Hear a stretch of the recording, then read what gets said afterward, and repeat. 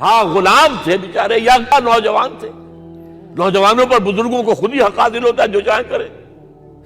اور غلام تو ملکیت ہوتا ہے, زندہ ذبح کر دے تبھی کوئی پوچھنے والا نہیں.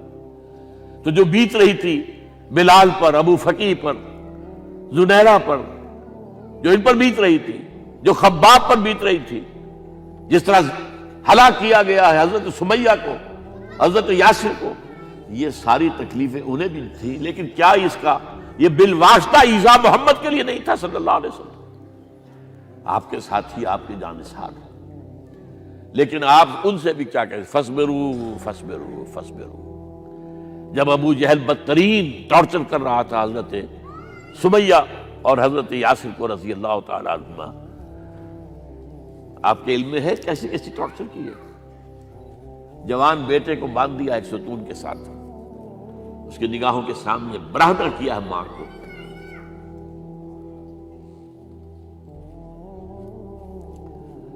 ہاتھ میں ایک مورتی ہے.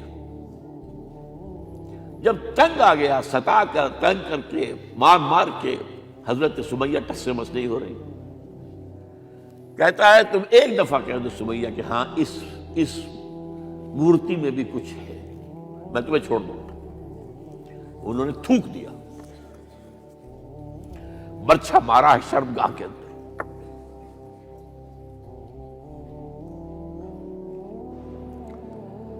کتنی تکلیف پہنچی ہوگی حضور کو, لیکن آپ گزر رہے. اصبروا یا آل یاسر فإن موعدکم الجنہ. اے یاسر کے گھر والوں صبر کرو, تمہارے استقبال کی تیاریاں ہو رہی ہیں جنت. یہ سیرت کوئی بلاتا سناتا ہے, یہ سیرت. یاسر کے ساتھ کیا کیا ہے, 4 اونٹ نر سانڈ, اور ان کے ساتھ رسے باندھ کر ایک رسے سے ان کا ایک بازو باندھا, ایک سے دوسرا بازو, ایک سے ایک ٹانگ, دوسرے سے دوسری ٹانگ. انہیں دوڑایا ہے کہ پرکھتے اڑ جیسے قسم کے. یہ دین ایسے ہی قائم نہیں ہوا. عدل و انصاف کا نظام ٹھنڈے ٹھنڈے قائم نہیں ہوتا, گھر میں آرام سے بیٹھے ہوئے قائم نہیں ہوتا. اور سنیے, 3 برس شیب بنی ہاشم کے تو قید ہے, 3 برس. اور یہاں کی قید پر قیاس نہ کریں. یہاں تو جیل میں کھانے کو ملتا ہے, راشن ملتا ہے, جیسا بھی ملتا تو ہے نا. اور لیڈروں کے لیے تو class A class B class ہے. اب تو ان کا تو لیڈر تو لوگ جب آتے ہیں جیل کاٹ کر معلوم ہوتا ہے کہ شاید کسی صحت افزا مقام سے تشریف لا رہے ہیں. وہاں کیا تھا, ٹوٹل بائیکاٹ. ایک گھاٹی, ادھر پہاڑ ادھر پہاڑ, دونوں طرف جو ہے پہرے, کوئی کھانے پینے کی چیز اندر نہیں جائے گی. اور پورا خاندان بنی ہاشم, وہ بھی کہ جو ایمان نہیں لائے, وہ قبائلی زندگی تھی نا. بنو ہاشم چونکہ حضور کو پشت پناہی چھوڑنے کو تیار نہیں ہوئے, ابو طالب نے آخری وقت تک بھی ساتھ نہیں چھوڑا. ہاں آخری وقت کے قریب ایک بات ہو گئی تھی. ایک مرتبہ تو ہوا کہ وفد آیا ہے قریش کا کہ اپنے بھتیجے کو روک لو, وہ ہمارے معبودوں کی توہین کرتا ہے. ابو طالب نے بلایا اور آپ سے کہا کہ یہ کچھ اپنے رویے کو بدلے. آپ نے فرمایا چچا جان, اب تو چاہیے میرے ایک ہاتھ پر سورج اور دوسرے پر چاند رکھ دے, میں اپنے اس مشن کو چھوڑ نہیں سکتا. یہ ہے استقامت. اور ابو طالب کے عین انتقال کے وقت جو معاملہ ہوا, جب وفد آیا ہے کہ ٹھیک ہے اب ہمارا جو ہے صبر کا پیمانہ لبریز ہو گیا ہے, اب ٹھیک ہے آ جاؤ میدان میں, تم بھی ساتھ چھوڑنے کو تیار نہیں ہو. ابو طالب نے بلایا, بھتیجے مجھ پر اتنا بوجھ نہ ڈالو جو میں برداشت نہ کر سکوں.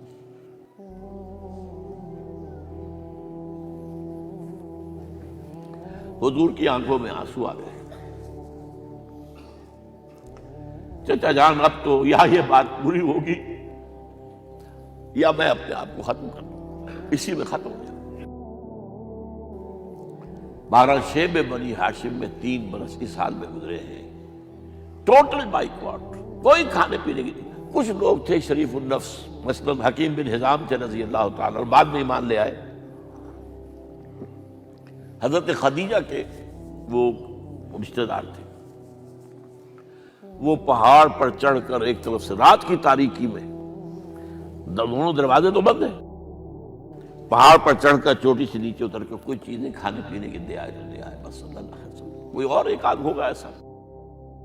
یہاں تک نوبت آئی ہے کہ بنی ہاشم کے یہ پھول جیسے بچے معصوم بھوک سے بلبلا رہے ہیں، اور اس کے سوا کچھ نہیں ہے کہ سوکھے چمڑے ابال کر اس کا پانی ان کے حلق میں ٹپکا دیا جائے۔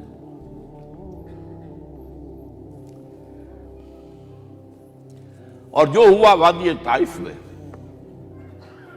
جب مکے والوں نے فیصلہ کر لیا کہ آپ قتل کر دو، ابو طالب بھی فوت ہو چکے ہیں، اب کوئی اندیشہ نہیں، کوئی خانہ جنگی شروع نہیں ہوگی، کوئی انٹرا ٹرائبل وار نہیں ہوگی، تو آپ طائف گئے ہیں۔ شاید وہاں کے 3 سردار تھے بڑے، اور یہ طائف اصل میں قریشی کا سمجھیے کہ یہ ان کا گرمیوں کا یہ صحت افزا مقام تھا۔ یہ تمام جو سردار تھے مکے کے، ان کی جائیدادیں وہاں تھی، باغات تھے، اور وہاں کے بھی 3 سردار تھے، تو شاید ان میں سے کسی کو اللہ توفیق دے دے۔ وہاں گئے ہیں اور صرف ایک ساتھ ہیں، حضرت زید بن حارثہ، حضرت ابو بکر بھی ساتھ نہیں، سائے کی طرح ساتھ رہنے والا بھی ساتھ نہیں تھا۔ وہاں جا کر جو آپ نے تینوں سے بات کی ہے، تینوں نے وہ باتیں کہی ہیں جو کلیجے کو چیر جائیں۔ تمہارے سوا کوئی اللہ کو نہیں ملا تھا رسول بنانے، جاؤ چلے جاؤ۔ ایک کہتا ہے فوراً چلے جاؤ یہاں سے، اس لیے کہ ہو سکتا ہے کہ تم سچے ہو تو کہیں میں تمہاری توہین نہ کر دوں، اور یہ بھی ہو سکتا ہے تم جھوٹے ہو تو جھوٹے کو میں منہ نہیں لگانا چاہتا۔ 3 دن کی یہ سختی، اور اس میں کیا ہو رہا ہے، اسٹریٹ ارچنز جو کہلاتے ہیں ہمارے یہاں، ٹھوکرے گلیوں کے، انہیں اشارہ کر دیا ذرا ان کی خبر لو، اب وہ پتھراؤ کر رہے ہیں۔ جیسے ہمارے ہاں کوئی آ جاتا ہے، کوئی نیم پاگل یا کوئی اور کسی طرح کا مست قسم کا آدمی، اور اس کے اوپر چھوکرے چاروں طرف ہوں اور ستا رہے ہوں، یہ نقشہ تھا، اور طائف کی گلیاں تھیں، اور محبوب رب العالمین تھے۔ ادھر سے پتھر آ رہے ہیں تو زید بن حارثہ رکاوٹ بن گئے ہیں، لیکن پیچھے سے آ رہے ہیں، وہ کیسے روکیں گے؟ پیچھے جاتے ہیں تو ادھر سے آ رہے ہیں۔ جسم لہو لہان ہے، خون رس رس کر زخموں سے جوتیوں میں آ کے جم گیا ہے۔ پھر وہاں سے آپ نکل کر گئے ہیں، ایک باغ میں تھوڑی سی پناہ لی ہے تھوڑی دیر کے لیے، جوتے بڑی مشکل سے اترے ہیں، خون جمع ہوا، اور وہ جو پھر دعا نکلی ہے آپ کے، وہ کلیجے کو چیر جانے والی ہے۔ اللہم الیک اشکو ضعف قوتی وقلت حیلتی وحوانی علی الناس، اے اللہ تیری جناب میں فریاد لے کر آیا ہوں،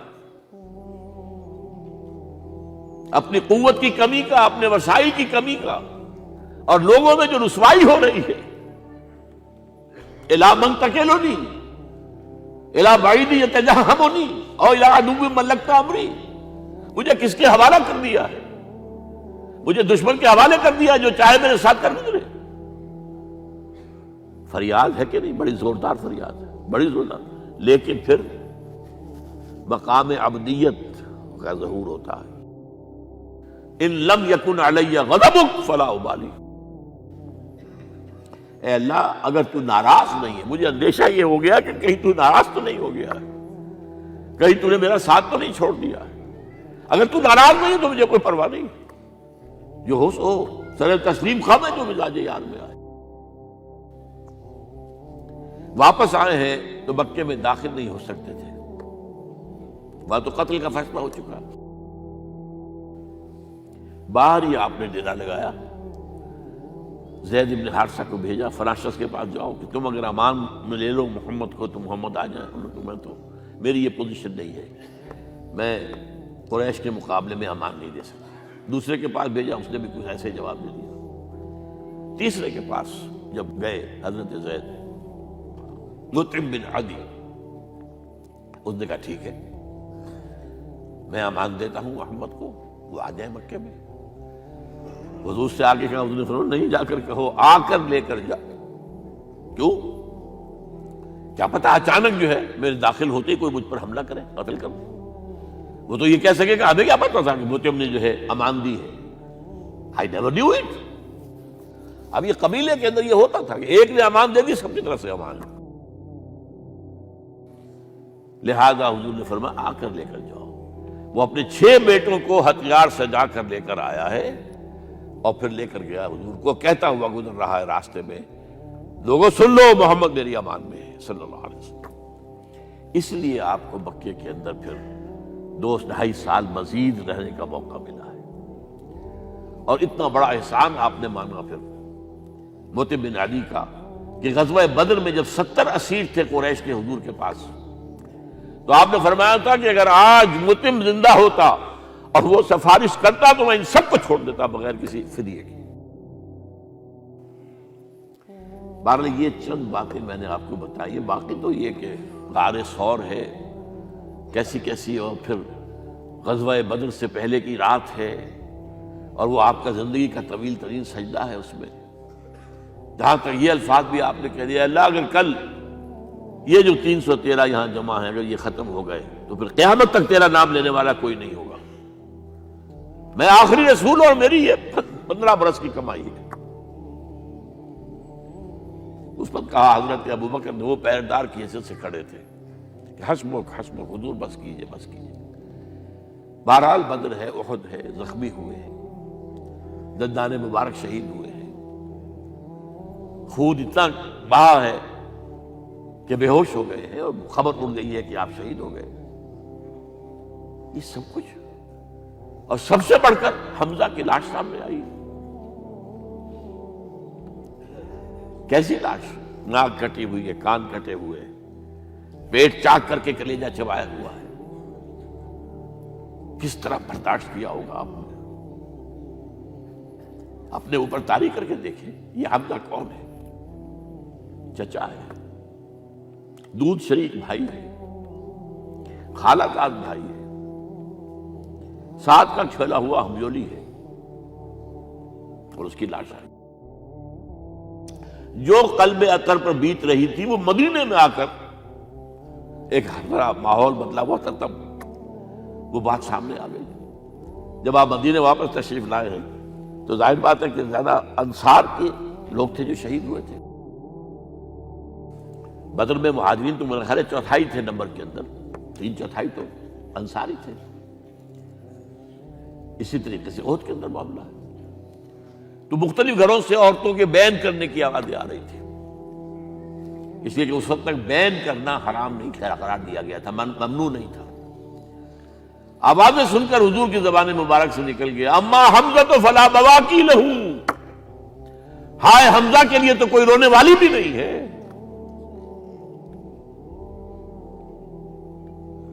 اس پر پھر صحابہ نے، انصار نے اپنے ہاں کی خواتین کو حضرت صفیہ کے ہاں بھیجا، وہ سگی بہن تھی، وہاں انہوں نے جا کے یہ بھی تعزیت کی بہن کی۔